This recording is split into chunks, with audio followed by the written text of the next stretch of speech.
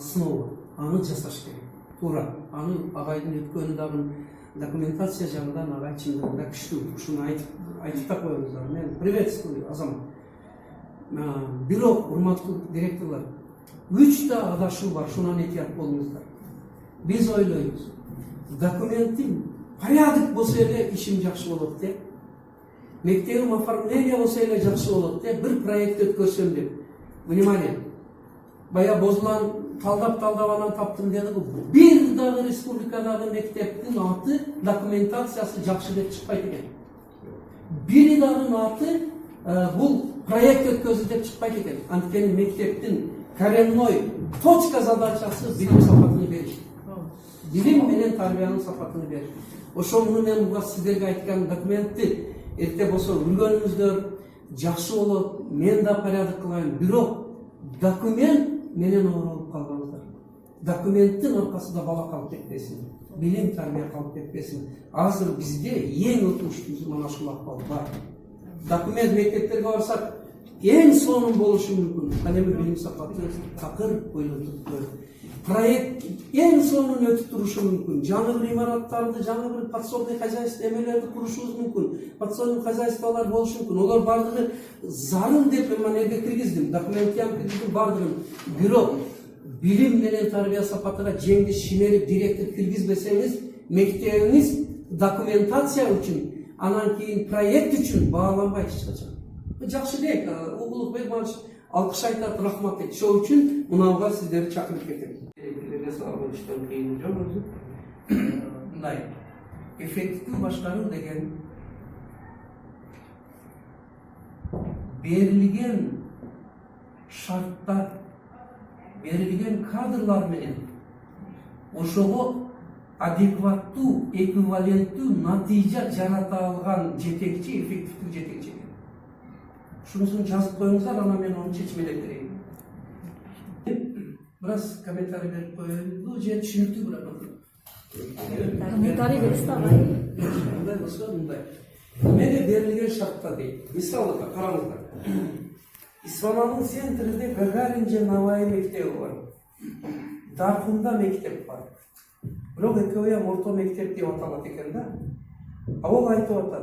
Verilgen şartta, verilgen kadrlardan adekvattu, ekvivalenttu natija alabilgenliğe biz köpünçө ошол анын алыстыгы, кадрдын жетишпестиги, материал техникалык база лабораториянын жоктугун эске албастан бардыгыга бирдей талап коюп коет экенбиз да.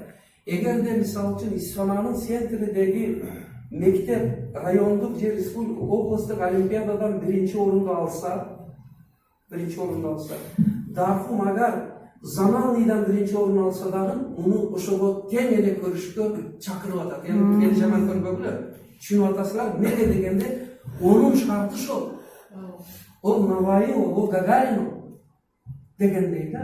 Мына ошол үчүн бая адекваттуу, эквивалентный деген шартыга жараша ошонун өзүнүн шарттары. Тескерисинче ошол борбордо же бардык банандай типовой мектеп болуп туруп,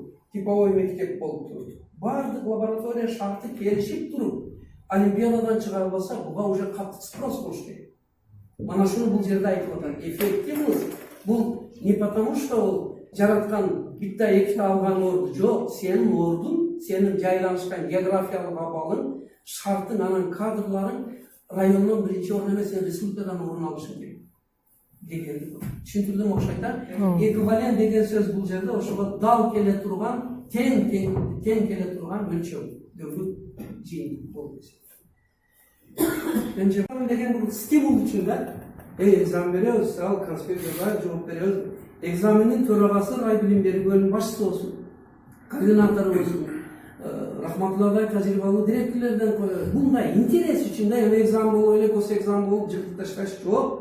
Просто интерес үчүн. Макул десеңиздер, калсын десеңиздер. Давай. Мындай эми экзамен деген кичине мындай жазып барткан, зачет сыяктуу аңгемелешип өткөрүп койсо эрте пайда берет. Себеби ошол аңгемелешкенде уже директордун канчалык деңгээлде билими бар экени дайым болот. Беселе болот.